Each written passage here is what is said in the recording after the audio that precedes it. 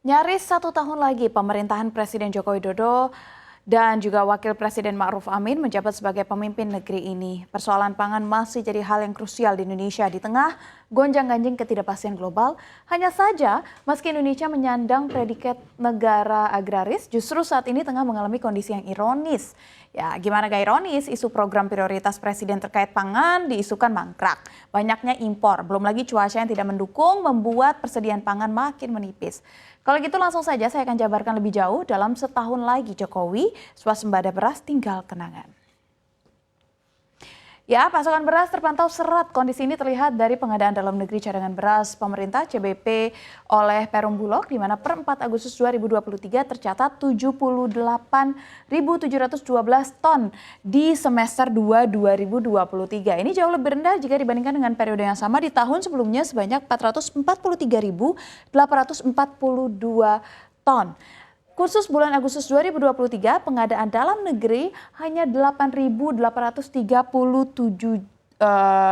ribu ton ya. Dan ini jauh dibandingkan dengan Agustus 2022 yang mencapai 33.018 ton.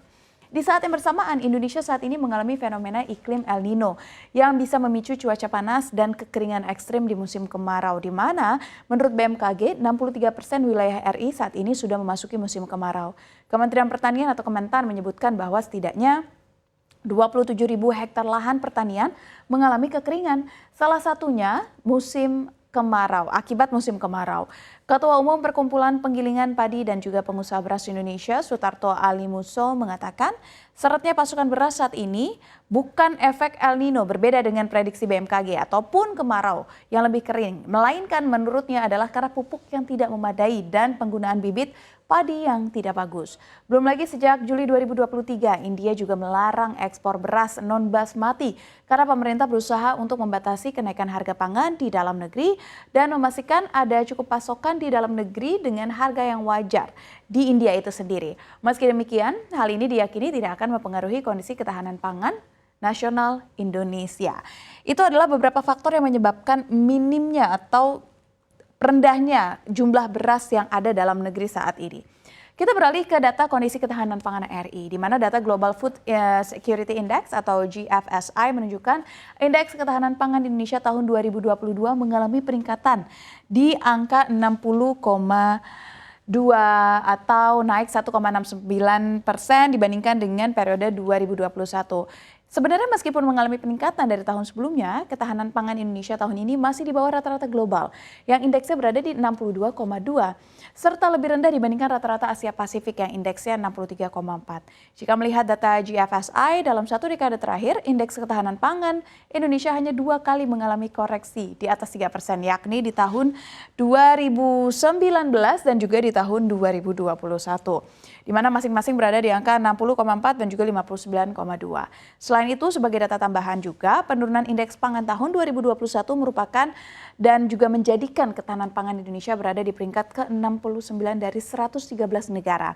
Untuk indeks harga beras sendiri, pemirsa, Organisasi Pangan dan Pertanian untuk Juli naik 2,8% menjadi 129,7 poin. Angka tersebut naik 19,7% dibandingkan dengan tahun lalu dan nilai nominal tertinggi sejak September 2011. Data dari FAO menunjukkan kenaikan harga paling tajam datang dari beras-beras Thailand. Sebenarnya apa ya yang sudah dilakukan oleh Jokowi untuk swasembada beras di eranya saat ini dan untuk mengatasi kenaikan harga dari beras-beras baik yang impor maupun yang dihasilkan. Jadi produksi beras nasional pada 2019 secara konsisten berada di angka 31,31 juta ton.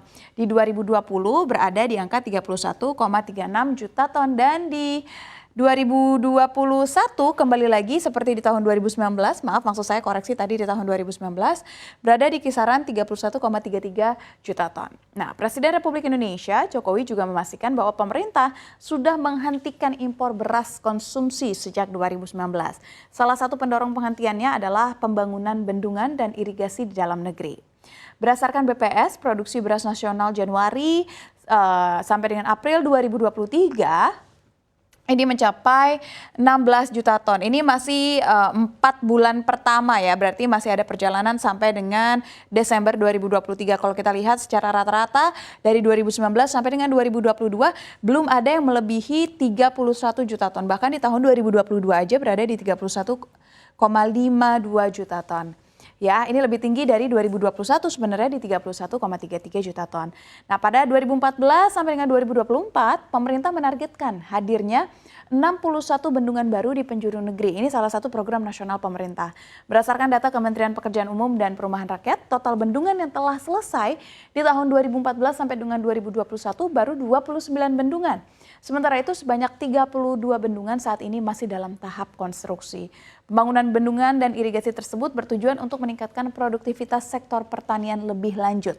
Harapannya pengoperasian 61 bendungan dan 51 daerah irigasi mampu meningkatkan intensitas tanam dari posisi 2014 sebanyak 137% menjadi 254%. Artinya total panen dapat naik dari sekali setahun menjadi 3 kali setahun.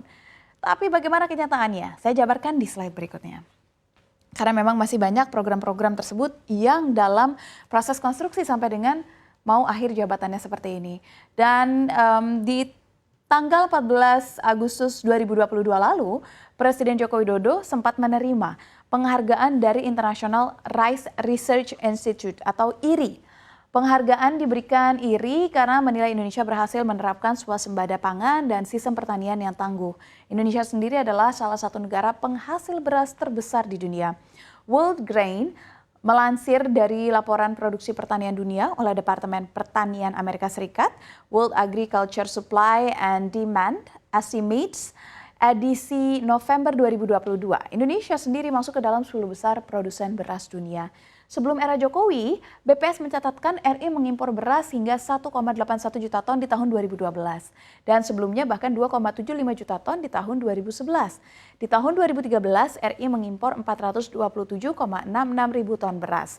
Itu berarti di eranya PSBY ya. Nah, sementara di era pemerintahan Jokowi, data dari BPS menunjukkan Indonesia mengimpor beras sebanyak 844.163,7 ton di tahun 2014. Dan impor terbanyak berasal dari Thailand sebanyak 366.203,5 ton, disusul dengan Vietnam sebanyak 306.418,1 ton. Kemudian di tahun 2015 angka tersebut melonjak lagi menjadi 861.601 ton beras. Di tahun 2016 angkanya makin tinggi menjadi 1,28 juta ton. Dan puncaknya berada di tahun 2018 di angka 2,25 juta ton di tahun 2018. Nah, dengan pemasok utama lagi-lagi dari Thailand yang mengekspor 795.600,1 ton beras ke Indonesia, disusul dengan Vietnam juga dengan 767.180,9 ton beras ke Indonesia. Nah, selanjutnya, pemerintah tak lagi membuka impor beras medium, bahkan Ombudsman RI mencatatkan per Maret 2022 masih ada sekitar 134.000 ton beras sisa impor tahun 2018 yang menumpuk di gudang Bulog. Percepat sampai dengan tahun 2023, khususnya di Januari sampai dengan Juli 2023, pemerintah telah mengimpor sebanyak 1,17 juta ton beras di periode Januari sampai dengan Juli 2023. Berarti dapat dikatakan baru 7 bulan di tahun 2023 jumlahnya sudah mencapai 1,1 juta. Nah, dari dua negara produsen utama beras seperti 40%-an ini datang memang dari Vietnam dan lebih dari 50% ini datang dari Thailand.